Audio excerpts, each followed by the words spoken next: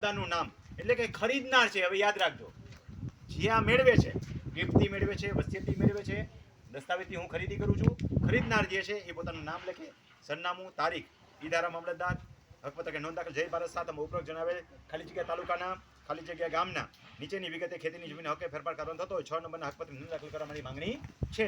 પછી નામ, હાલની જમીનના ધારણ કરતા તો લખવાના જેટલા હોય એટલા બધાય, ન હમાય તો પાનું લંબાવી દેવાનું, બરોબર છે. એના નામ, ખાતા number, block number, survey number, એક હોય તો એક ને એકથી વધારે હોય તો એ, અને ક્ષેત્રફળ.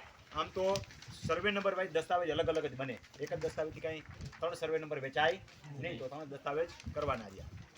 ઉપરોક્ત જમીન પૈકી નીચે જણાવેલ જમીન નામ ધારણ એના નામે હક દાખલ કરવાની થાય છે, બરોબર.